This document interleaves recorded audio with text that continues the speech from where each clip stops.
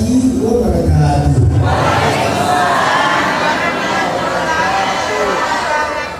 Alhamdulillah, sedikit serat-serat bahasa kita mengangkat satu tema, di mana tema kita di hari ini membahas tentang keutamaan bacaan Ratibul Hadad di poin yang ke-9 yang berbunyi A'udzu bikalimatillahi tammati min syarri ma khalaq. Jemaah, ini zikir. Kalau kita baca ini zikir, tidak ada lagi rasa takut kita kepada syaitan yang terkutuk. Jadi kalau kita baca kalimat ini dimanapun kita berada, kita jadikan kalimat ini sebagai perisai untuk diri kita. Kita jadikan kalimat ini sebagai penjaga untuk kita. Maka seluruh orang yang akan berniat mencelakai kita maka akan terhindar atas sisi Allah Subhanahu wa ta'ala. Cepat. Di sini ada aku berlindung dengan kalimat ini atau kalimat Allah. A'udzu bikalimatillah. Aku berlindung dengan kalimat Allah dari segala godaan setan yang beda. Kalau kita ta'awuz, kalau kita bertanya apa bedanya ta'awuz dengan bacaan ini? Kalau ta'awuz itu kalau kita memulai baca Quran. Kalau ta'awuz kita mau tanya rajanya ta'awuz ini, a'udzu bikalimatillahi tammati min rajanya. Jadi kalau kita bertanya rajanya istighfar apa? Astaghfirullah rabbal baraya, astaghfirullah minal raja. Kalau kita bertanya di sini di kajian, aku berlindung dengan kalimat Allah. A'udzu bikalimatillahi tammat. Tammat. Berhenti di situ sedikit. Jangan langsung disambung. Karena ada kalimat apa? Ada kalimat sajid yang dimana kita harus berhenti lalu melanjutkan. A'udzu bikalimatillahi tammati min. Baca. Kalau ada orang kesurupan, obatnya ini. Kita baca Yasin juga belum tentu keluar. Tapi kalau kita baca ini dengan tenang ya, dengan tenang, bukan dengan takut. Kalau ada orang kesurupan jangan takut. Jangan juga ditemani bicara itu orang kesurupan, tak usah. Siapa namamu? Dari mana kok? Tak usah kita tanya-tanya itu orang kesurupan. Orang kesurupan itu obatnya adalah doa dan hilangkan rasa takut. Jangan dipakai. Saya banyak sekarang melihat orang menangani orang kesurupan, keluar semua alat-alat masak, kemiri, bawang, ada bawang, ada apa namanya lagi, ketumbar, ada merica, bikin tumis-tumis. Orang menangani kasus kesurupan, ini doanya. Saya selalu katakan ada tiga tempat makhluk halus masuk di dalam tubuh kita. Tempat yang pertama dari atas, tempat yang kedua dari pusat, dan tempat yang ketiga dari kaki. Apa tanda-tanda ketika orang kemasukan? Kalau lewat di kepala bagaimana? Dia banyak ngomong, baru matanya ngotot, mengancam. Apa tanda-tandanya kalau dia masuk di pusat? Dia banyak memukul, melawan. Dia melawan, dia menerkam. Apa tanda-tanda dia ketika dia masuk di kaki? Dia kadang kurang ajar, dia tidak mempan dengan bacaan. Paling parah ini di kaki.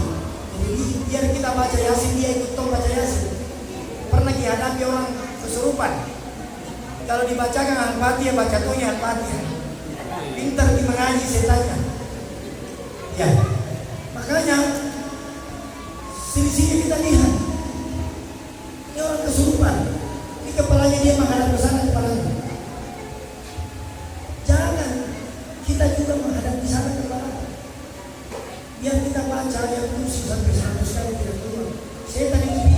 lebih dari pintar tak semua.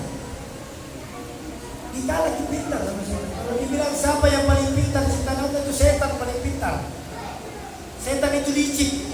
Kalau tidak bisa dia goda lewat di sini, dia masuk lewat mata. Kalau dia tidak bisa goda kita lewat mata, lewat makanan, hidung, mana lagi, tangan, kaki, pusar, semua yang kita sentuh, setan bisa masuk di sini. Kalau setan tidak bisa sentuh tubuh kita, setan sentuh sama orang yang disayangi sama kita. Paham ki? Kalau setan tidak bisa tembus sama diri kita, dan cari kelemahan, mana kelemahannya? Oh ini kelemahannya. Kalau saya goda ini pasti mau. Dia goda, dia cari temannya. Oh ini. Kalau saya goda ini orang, kalau dia tidak lolos, saya cari temannya. Dia goda itu. Makanya kalau kita makan itu ada 3 syarat makan, tidak langsung makan. Makanya Nabi kalau makan nasi, makan makanan yang besar, Nabi tidak pernah menggunakan tangan jadi jari. Apa itu sebabnya? Nabi itu kalau makan 3 jari, 3 jarinya dipusingkan. Bukan kita seperti kita ini nasi kita beda, hijabku itu nasi. Bukan begitu Nabi makan. Ya, alhamdulillah di sini juga bukan begitu makanya di sana ya. Di sini makanya alhamdulillah aman. Itu nasi Nabi tidak pernah mengambil nasi yang kedua.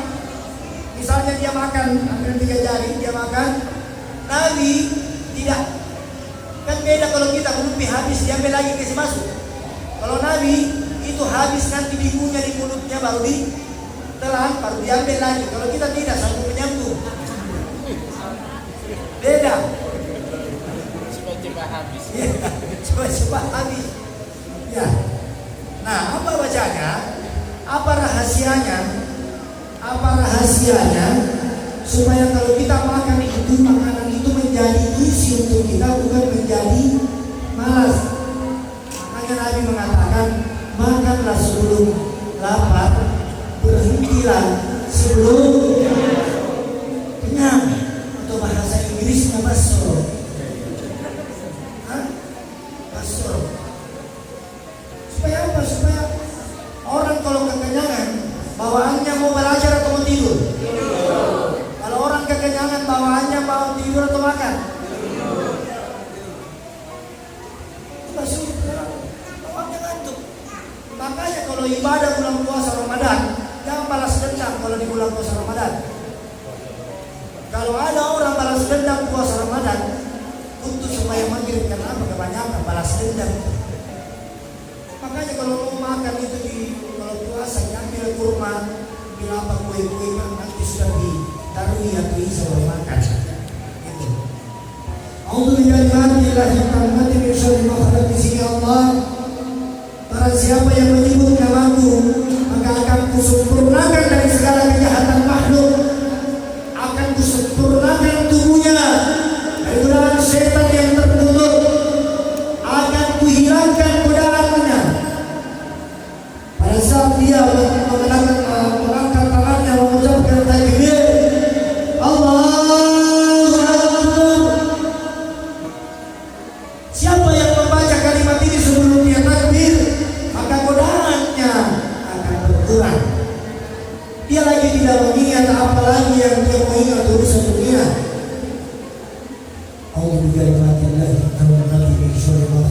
Allahu Akbar. Dibaca. Dia baca kalimat ini. Siapa yang ingin terbebas dari segala racun-racun yang berbahaya? Ya, saya mau tanya. Ada 2 tokoh besar. Di mana tokoh besar ini? Dia telah dipenjara. Tidak lain juga dia dipenjara. Setiap hari makanan pagi, siang, malam, makanan itu dicampur dengan racun. Tapi apalah daya, Allah lebih kuat, Allah lebih maha melihat. Maka 2 tokoh ini setiap dikirimkan makanan yang berupa racun tidak mempan. Kenapa?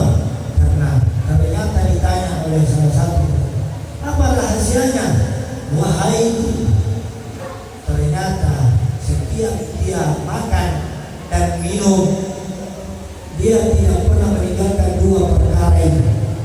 Membaca a'udzu bikalimatillahi tammati min syarri ma khalaq, dengan bismillahirrahmanirrahim la yadurruhu ma'asmi syai'un fil ard wa la fis samai wa huwa as-sami'ul. Dia makan dia baca itu, dia minum dia baca itu, dia pergi kemana makan ini dia takut-takut bilang jangan sampai ada racun kayak ini, ada santetnya ini makanan, ada sihirnya ini makanan. Makan lagi, baca ini dulu, mau makan, insya Allah makan, maka semua akan terhindar. Ada pun khasiat dalam hadis Nabi Muhammad sallallahu alaihi wasallam, barang siapa yang membaca doa di atas itu a'udzu bikalimatillahi dan seterusnya, maka dia membaca di waktu pagi hingga sore, maka Allah akan memberikan dia penjagaan dari segala mara bahaya yang membahayakan dirinya. Apakah kalimat ini hanya dipakai untuk bisa tidur? Tidak. Kalimat ini bisa dipakai pada saat kita naik pesawat, baca ini. Turun pesawat, baca itu. Naik kapal laut, baca. Turun, baca. Naik di atas motor, baca. Turun, baca. Begitu pun juga mobil, masuk dalam rumah, keluar dalam rumah, baca ini. Kenapa? Karena kalimat ini seperti hanya perisai untuk diri kita. Tak perlu lagi kita takut, hanya takut kepada Allah. La haula wala quwwata illa billah. Di dalam kitab Al-Azkar, mengutip dalam kitab Imam An-Nawawi, dalam kitab Al-Azkar diriwayatkan dari Imam Al-Bukhari, diriwayatkan oleh Imam Abu Hurairah dan Imam Abu Dawud, Nabi Muhammad sallallahu alaihi wasallam bersabda, ya Rasulullah, bersabdanya, ya Rasulullah, belum pernah aku merasakan sengatan kalajengking, belum pernah saya rasakan sengatan kalajengking yang begitu sakit dan membiru badanku. Ada orang digigit sama kalajengking, datang menghadap sama Nabi, ya Rasulullah, tidak pernah merasakan rasa sakit seperti ini. Barusan saya digigit sama kalajengking dan membiru badanku. Maka Rasulullah sallallahu alaihi wasallam seperti tadi malam beliau mengatakan kepada sahabatnya, wahai sahabatku, kalau cuma ular, kalajengking dan binatang-binatang berbisa yang lainnya, ketika kamu digigit, maka bacakan lagi kita yang digigit tadi itu dengan kalimat a'udzu bikalimatillahi tammati min syarri ma khalaq. Bacakan itu. Seandainya kamu digigit di waktu sore, maka di sore itu juga kamu akan diberikan kesembuhan. Seandainya ada orang yang membaca kalimat ini di waktu pagi, maka ketika di waktu pagi itu dia digigit oleh kalajengking dan ular dan sebagainya, maka di waktu pagi itu juga Allah akan sembuhkan dia, akan menghilangkan racun yang menyebar di dalam tubuhnya dan diberikan kesembuhan lahir dan batin. Apa kalimat itu ya Rasulullah? Ini orang tadi jauh-jauh datang. Apa itu kalimat itu ya Rasulullah? Ini orang bertanya, apa obatnya ya Rasulullah? Tolong jelaskan saya. Panggil itu orang tadi. Sini. Sekarang mau baca ini. Baca ini dari sini sampai pulang ke rumah. Insya Allah sampai di rumah badanmu yang biru itu akan menjadi normal kembali. Baca ini. Allah menjadi mati dari sampai di rumahnya, masuk dibuka pintu dan dia buka pintunya, dia lihat badannya yang tadinya biru menghadap kepada Nabi. Akhirnya badan yang biru itu kembali menjadi normal. Apa? Karena khasiat membaca ini.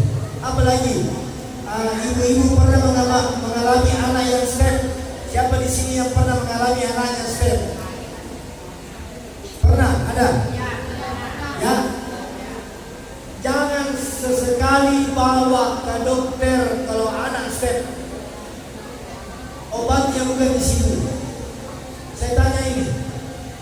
Ambil itu 2 kali anak. Anak baik sih. Siapa yang mau jadi anak baik? Ambil. Kalau ini kepalanya baik, saya contohkan. Kalau ini kepala, tungging apa namanya itu? Dibalik ini, kasih pikir balik itu anak-anak dipegang kakinya. Baru bacakan Alhamdulillah tentang mati bin syari makhalat. Baca itu 3 kali. Orang yang step akan hilang. Kalau panas tinggi hilang. Kalau panas dia rata, kompres, ambil air, kompres, bacakan ini. Kompres, tak usah panik kalau anak panas. Anak itu panas macam-macam. Satu, karena dia mau tumbuh dewasa, kadang-kadang mau pintar, kadang-kadang mau ini, macam-macam. Makanya yang belum menikah belajar memang gitu. Bagaimana cara menghadapi anak yang step. Yang sudah menikah, yang belum mau punya anak sekarang, alhamdulillah. Dan juga yang mau punya anak, tanya bapaknya, Pak, kalau mau kinai baca ini Pak, supaya anak kita. Siapa yang mau punya anak di sini? Siapa yang mau keturunan? Mau keturunan kalau belum menikah?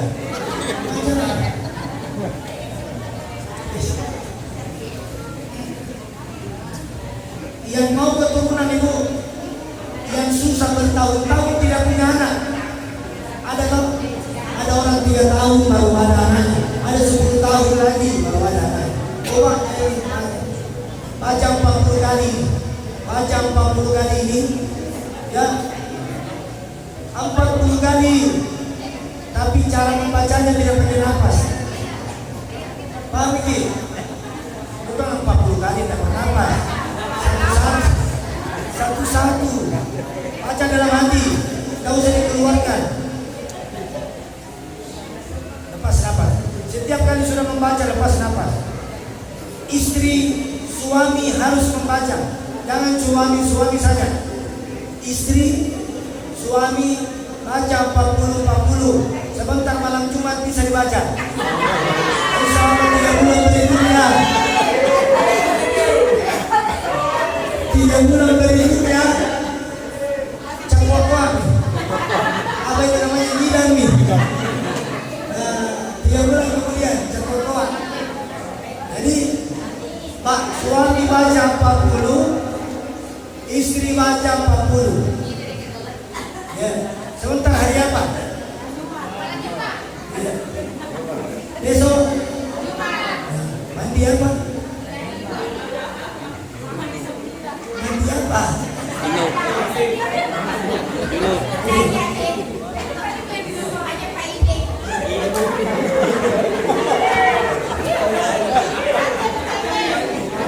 Masih banyak ibu yang perlu saya bahas, tapi waktu yang tidak memungkinkan. Inti dari penjelasan kita di hari ini, mau apa saja, baca 2 kalimat ini. A'udzu bikalimatillahi tammati min syarri ma khalaq. Bismillahirrahmanirrahim. La yadurru ma'asmihi shay'un fil ard wa la fis sama'i wa huwas sami'ul. Insyaallah yang mau keturunan insyaallah dapat keturunan. Yang panas anaknya, yang step anaknya, ini obatnya. Yang ketakutan dengan tengah malam, ada orang biasa dia di rumahnya mau kencing, mau ditemani. Ada juga itu biasa biar di rumah aja mau kencing, takut dia kencing, harus ditemani. Maka baca kalimat ini, baca kalimat ini, insyaallah tidak ada lagi rasa was-was atau rasa takut yang mendalam. Tak perlu takut. Jadi insyaallah 2 kalimat ini ibu dijadikan sebagai apa? Perisai. Ya. Apa itu? Sudah berbukti. Kullu begitu. Al-Fatihah.